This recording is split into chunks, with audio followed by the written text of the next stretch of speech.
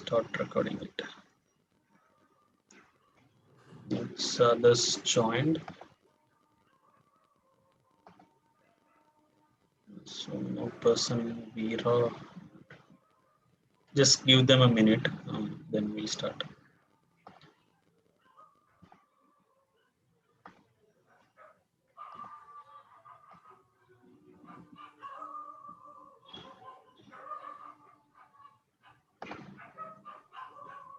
I'll just mute this background noises. Okay, so I will start. So basically, so I didn't know that it was actually about to close. So basically what I was saying is Hadoop uses a master slave architecture. Your data is going to be uh, uh, split into multiple pieces and will be stored on multiple system. As a user, you will see a global view of your data, but internally it will be stored on multiple machines. So if you are the current, say example, you will have so in Hadoop we call the name as a term cluster. Cluster is nothing but a group of computers sharing the same or available in the same network. So if we have a say example cluster of four nodes, which is a master node, one master node, and three slave node.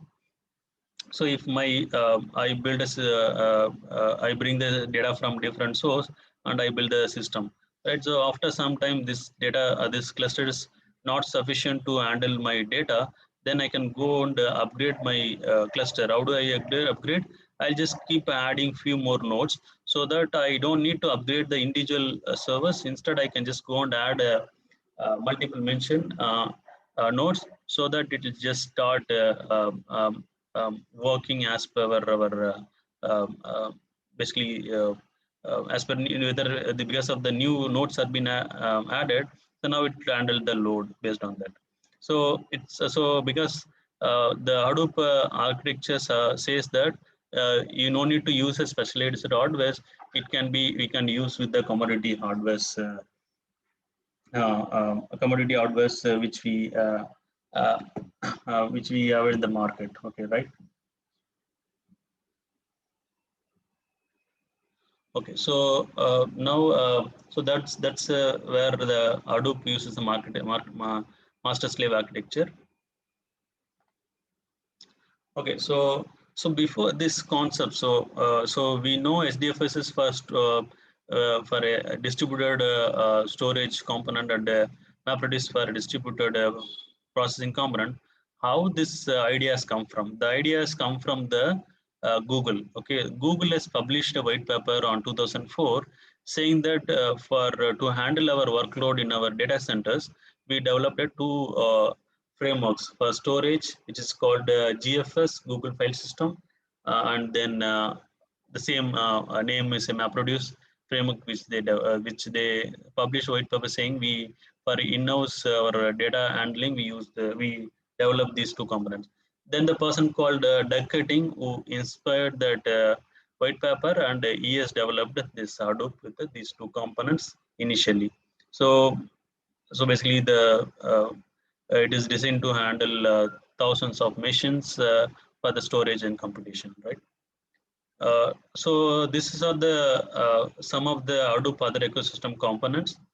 Okay, just for information. Now we'll talk about in detail about what is HDFS, right? What is the special about HDFS? Okay, so basically HDFS take care of storage related complexities on Hadoop. Okay, in general, file system is an integral part of your operating system, right? So basically it governs your data, the storage part in your hard disk. So if you take any file system functions, right, what it does is control how data is stored and retrieved.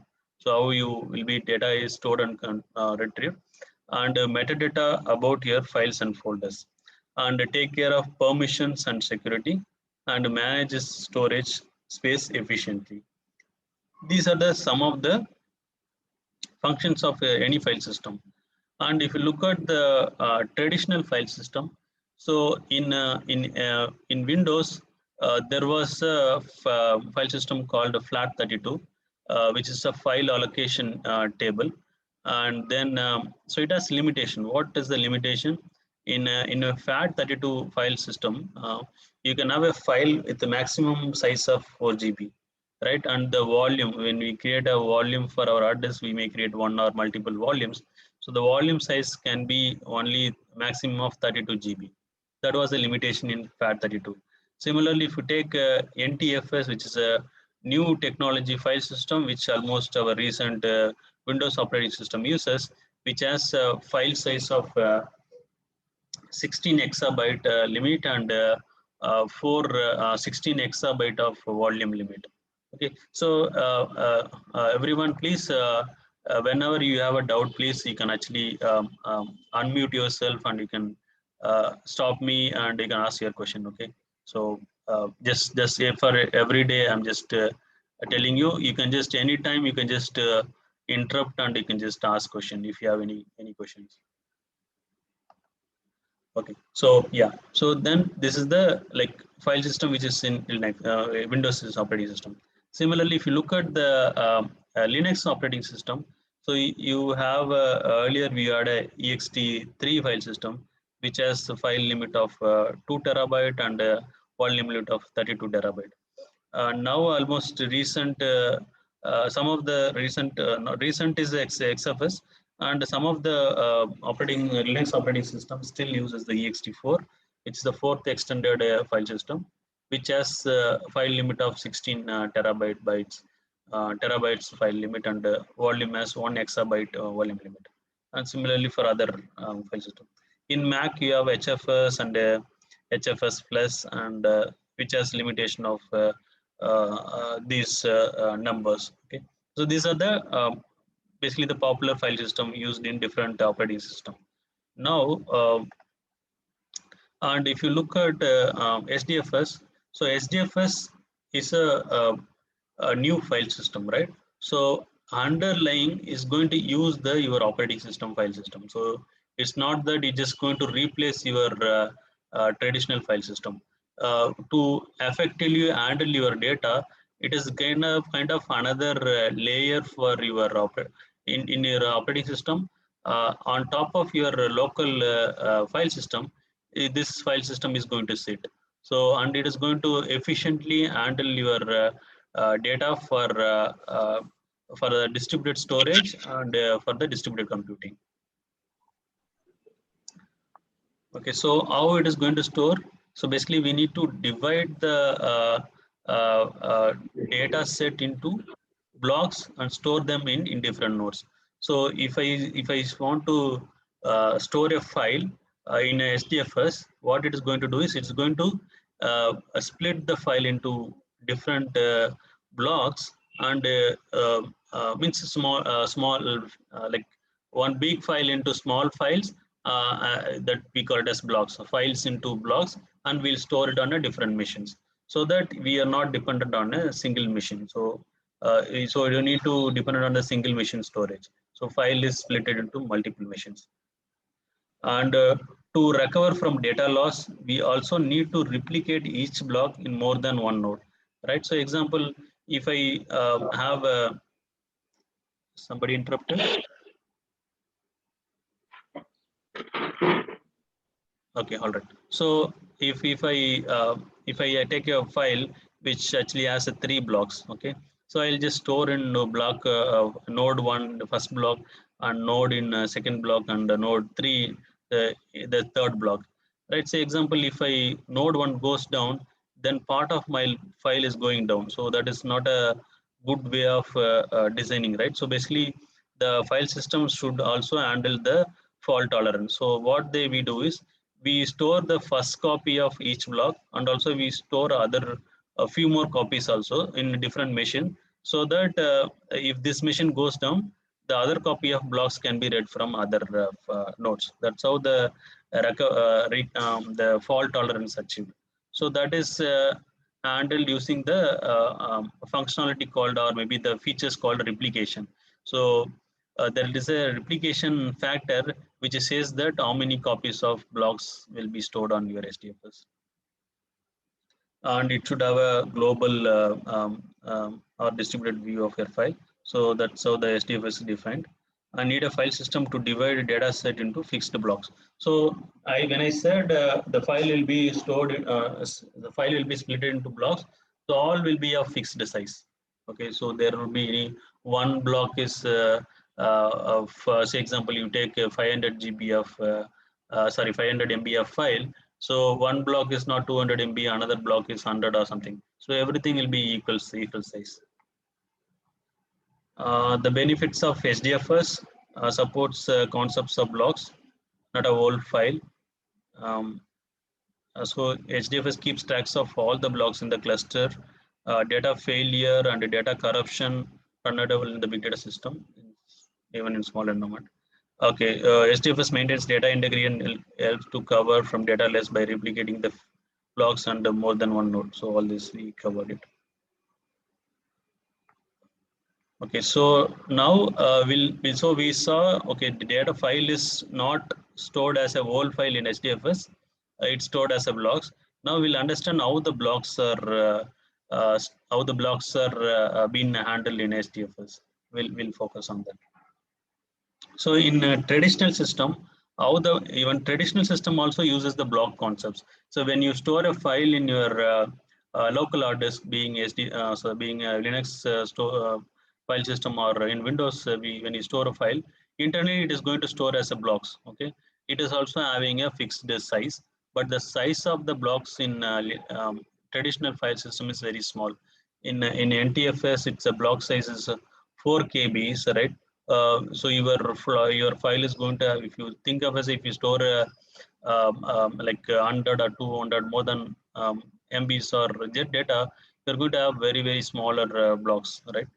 And there is a lot of unused space used in the traditional file system, because if the block size is, say, if it's a fixed size of 4 KB, say example you have a smaller files, say I have a 2 KB files, so it will actually store it will occupy the 2 KB of size, remaining 2 KB will be unused, so it cannot be used by the unused space cannot be used by other files in when you store a Linux file system. That's how the traditional file systems are designed.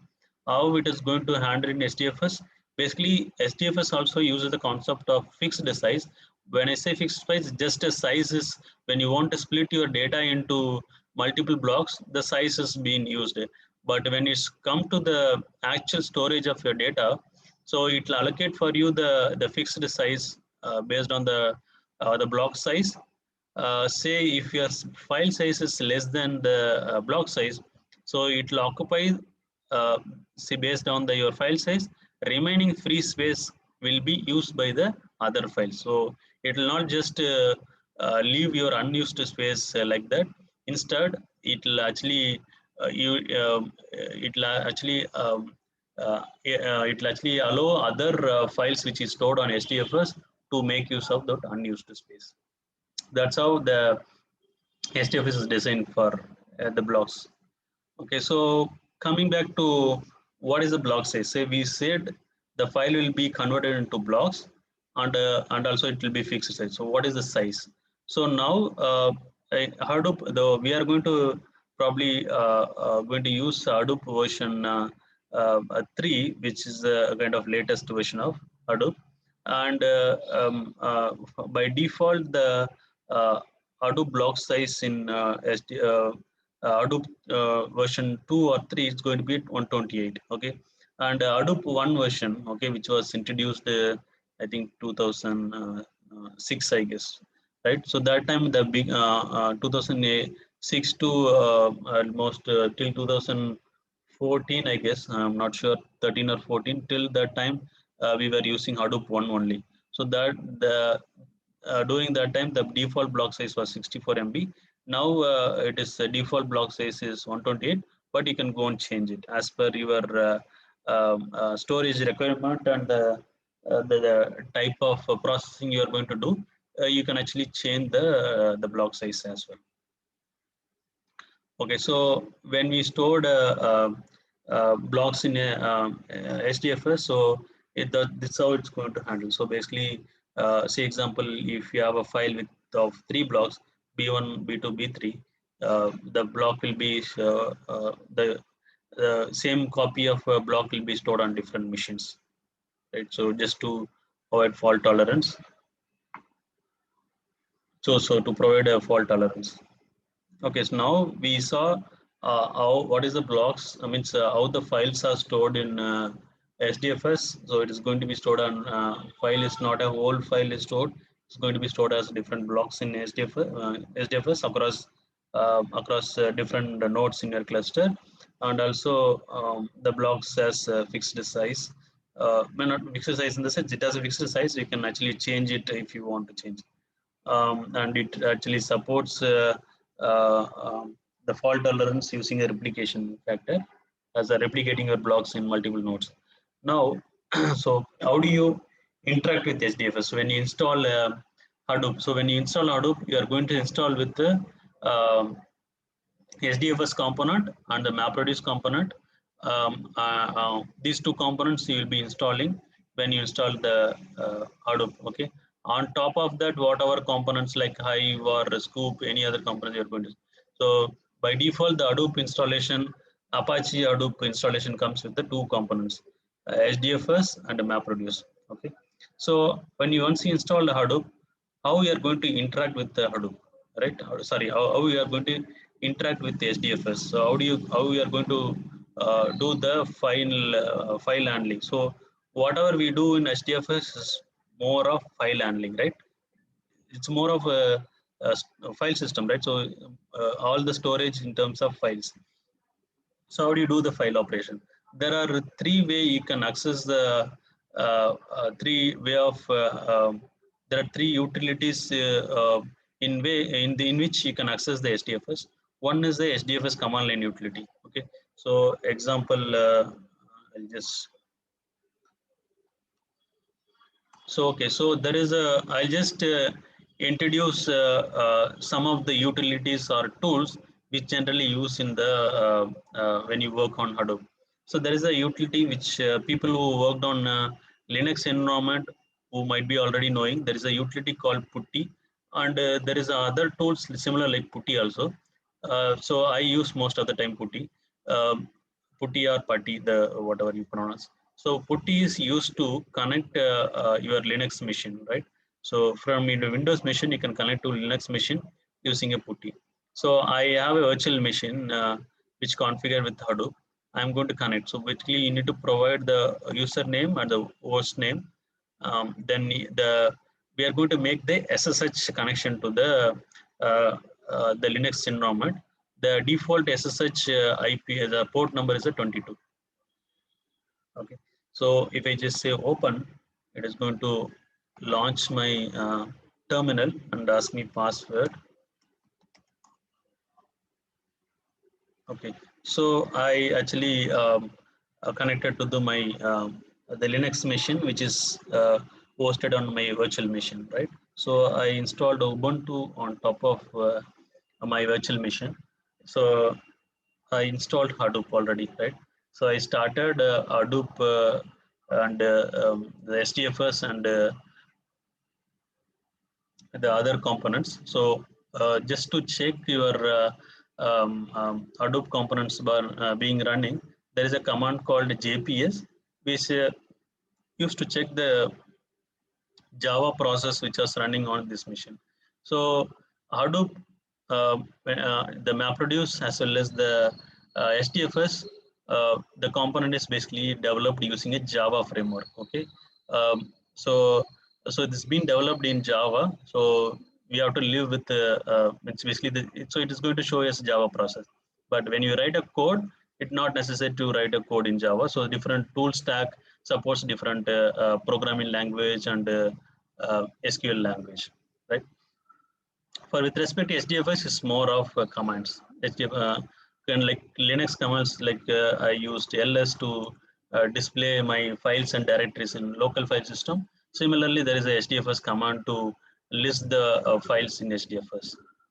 Okay, so I'll just say type SDFS, and you have to use DFS -ls. So basically, this is a kind of utility. This is the command line utility. SDFS and DFS This is the command line utility which I'm trying to specify here. I'm trying to tell you this. So using this HDFS command line utility, you can actually do the file operation. So I want to see the uh, list of directories and files in my root directory of HDFS. So these are the directories available in my HDFS root directory. So if you just say ls slash just ls space slash, it is going to show me the Linux directory. So in my Linux directory, these are the folders and files are there. If you want to check it in Linux, so you have to use this command. Sorry, SDFS, you have to use this command. Okay, so if you want to create one more directory in my SDFS, I'll just use a command called mkdir, which is mkdir, which you would use it on Linux commands. So I'll say demo class. I'll just create a directory called a demo class. So if you say ls, it's going to show me the directory which I created, demo class. Because this is how so there are many commands you have it, so we will go through that. And so this is the one way to connect your HDFS and do the file operations. The other way is use the Java HDFS client. So basically it provides Java client.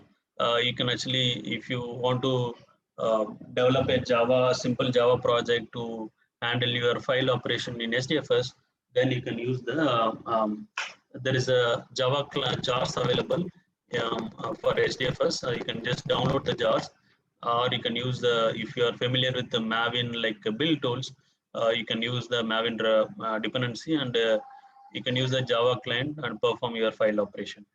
Whatever you do on command line, you can do using a Java program also. That's what I want to convey. And then the other client is a REST client to connect web HDFS.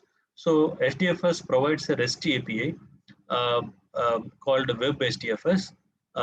So basically, generally REST API is nothing but another way of building your web services, right? So web service is nothing but any functions which you write to when you write any function which does some business logic. That function can be exposed over the internet using a uh, uh, web service concept. So one of the architects, one of the way of designing your web service, the different architectural style is the REST API. So web HDFS also exposes your file handling through REST API called web HDFS. So you can use a REST client to connect the web HDFI. This is for the different so if you have like system which is written in Java, .NET, right? So if you want to perform file operation from your .NET application, then this is the best option to go for it. Okay, so these are the three ways you can connect to the SDFS, right? And these are the commands. Okay, so these are the Linux commands like ls, mkdir, cp for copy, and me for move, rm for delete in your directory or file. Similarly, similar like Linux commands, we have HDFS commands also. So you can use HDFS, DFS, or Hadoop FS. This is the like older command line utility for HDFS, Hadoop FS. Nowadays we use HDFS, DFS. So -ls to list the directories which we already saw, and mkdir also to create a directory in HDFS we saw. So example, if you want to copy from a file from local system to the SDFS, we use a command called -copy from local, and you gives your source path of your file and give the destination which is SDFS. And we can use another command called -put. So you can use either copy from local or put. And if you want to bring your file from SDFS to local, then you need to use a Hadoop or FS or HDFS, DFS followed by -copy to local. And then if you want to copy a file from one SDFS location to another SDFS location, you can use the -cp command. And similarly for move, -move. And if you want to change the permission in SDFS, you need to use a chmod.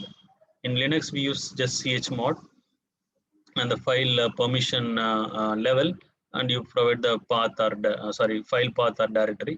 Similarly, here you have -chmod and RMS to drop or -RMS to drop a file from SDFS. -RM and -R is to delete your directory from SDFS. Okay, so these are the basically the commonly used Linux, SDFS commands. There are other commands as well. I'll be sharing the document which contains many SDFS commands to SDFS commands to practice it.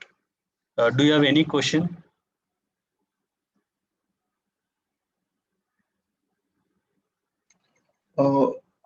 Pari, so you said, right, there are 3 ways to connect to access a Hadoop system, right? Yeah. So what does that mean? Like once we install Hadoop on our system, so to access the libraries of Hadoop, we have to use those like the 3 ways that you told. Which one you're talking about? In the previous slide, right, you said 3 ways to connect to the Hadoop, to use the libraries of Hadoop, right? So so you're talking about this, right? Yeah. Say, okay, example, we'll talk in terms of scenarios. Example, there is a source which is generating a files, okay, and they're actually uploading a file into one of the node in the Hadoop cluster. Okay, they see, FTP, right? So people will from different sources, the file comes to the FTP server, right?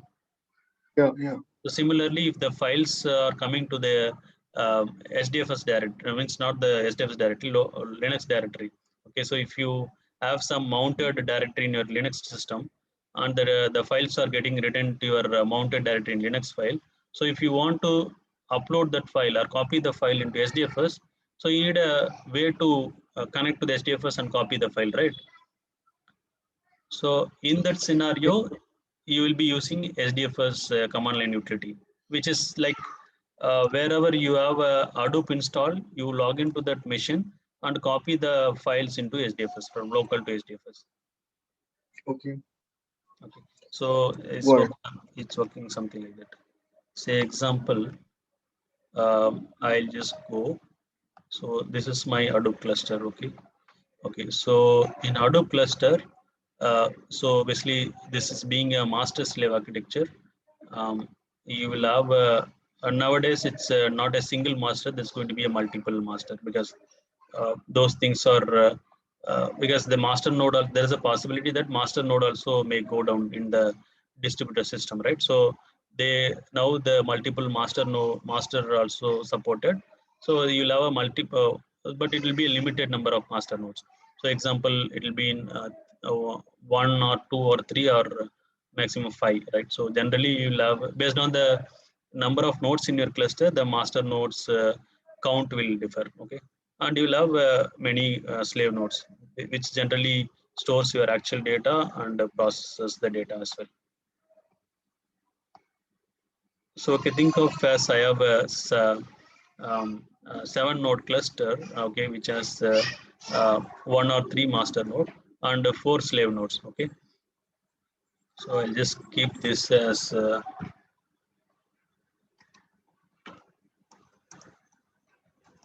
master node 1.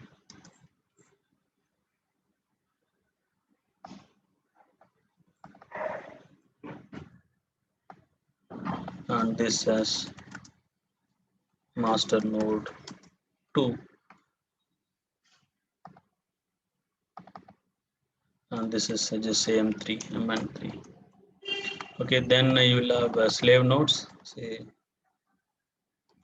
slave node 1 and slave node 2, so on so. Okay, so you installed Hadoop on all these nodes, Okay, so apart from master node, which generally delegates your work, so more of your we will go to the detail about what each master node, what are the services it will have. Like we talked about as a component, high level we talked about SDFS as a component. We talked about SDFS has set of process uh, to manage the file system, the distributed file system. To manage the distributed file system, it has set of processes. We'll talk in the tomorrow class. Okay. So when you go the Hadoop installation, I will introduce before starting the Hadoop installation. I will introduce you what is the process inside SDFS, which actually takes care of your SDFS file system. So most of the master nodes will have the master. So your process set of process available in each component also has master's process and slave process. So master processor will be configured on master node. Similarly, you will have a slave process which are configured on slave nodes. So apart from these two, you will also have a node which is generally called as edge node or gateway node. Edge node or gateway node.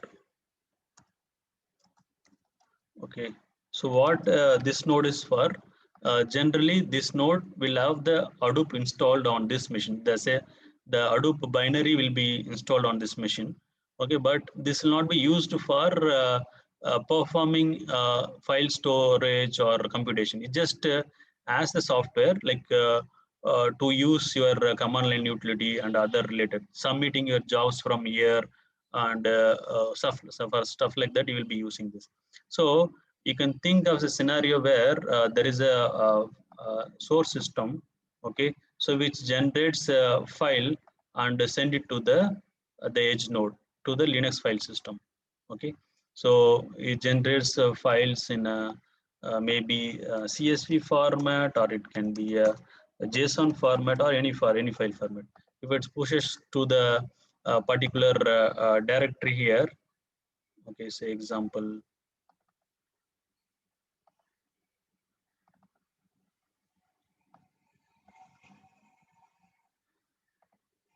So this location I just put, this is a Linux directory, say landing data / landing.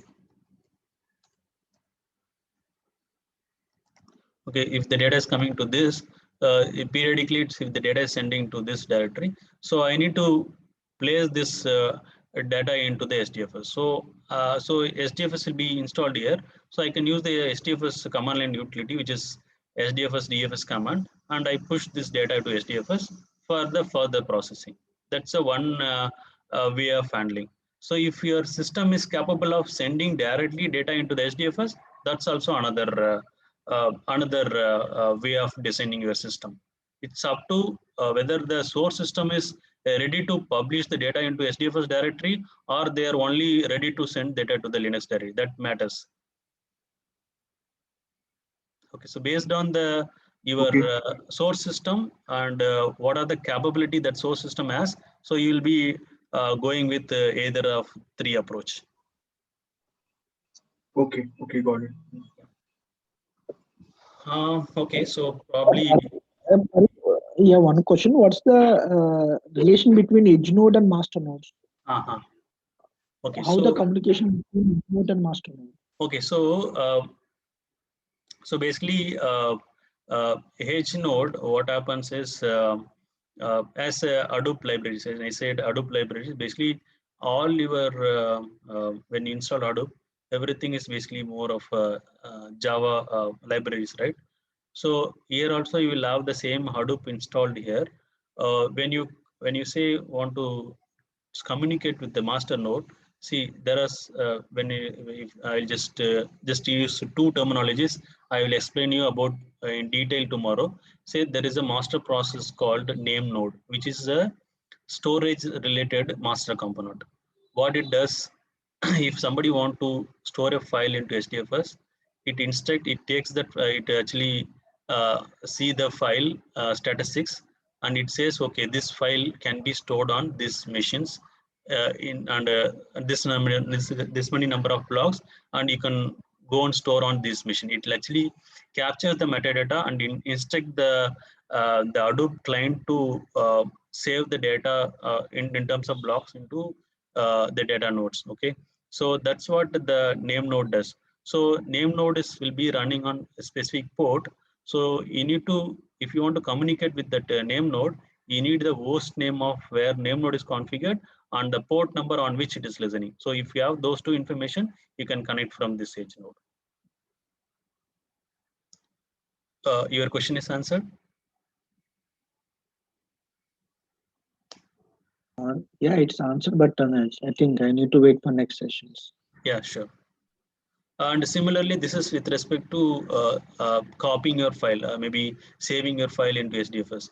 When you want to submit a job, so job also, so if manually if you are manually running or if using any scheduling tool, either some tools might be installed on outside your cluster system also, say like Airflow, Airflow, Apache Airflow kind of tools. There is no dependency of Hadoop, so it can be set up on separate node from where it can communicate to the Hadoop cluster. So those scenarios, you need the name node information. For submitting a job, it needs a resource manager. There is another process in Yarn called resource manager, to which we generally submit a job to that. So which delegates your job into, converts job into task, and it actually gives to the slave process to run it. So we'll discuss in detail when we go for Yarn session, and as well as the installation of Hadoop. Okay, and one more question: what's the difference between Cloudera and Yarn? Both are same, or is there Cloudera? any difference? And Yarn resource manager. Okay, so Cloudera is the company, right? So Cloudera is the company. I mentioned there is a person called Doug Cutting who developed the Hadoop. So he started a company called Cloudera. Okay, so they offer Hadoop distribution, right?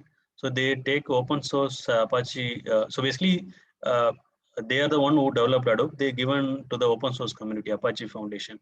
So later point, so what they do is generally there will be a code commit to the Apache Hadoop, and they will have the same version of it, and they will add more features to that, and they will give for the commercial purpose. So that is the Cloudera distribution of Hadoop. When I say Cloudera is a company actually, and Yarn is a component. It's like resource manager. Like MapReduce is a distributed, it's a processing component. Yarn is a resource management component. How to handle your resource in a cluster efficiently. When I say resource, is memory, CPU cores, and hard disk, everything.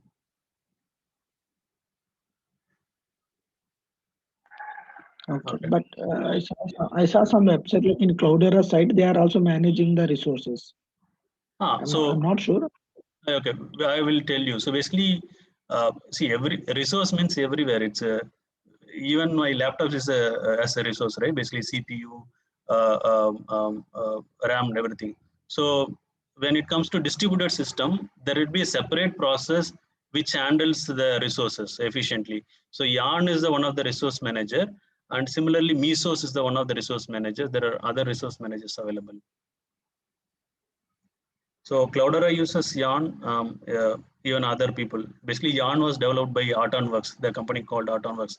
Now the Cloudera and Artonworks are merged. Okay, so we have 1 minute left. If you have any question, we'll continue session or we connect tomorrow. Just let me know. Yeah, we'll connect tomorrow. Okay. What about others?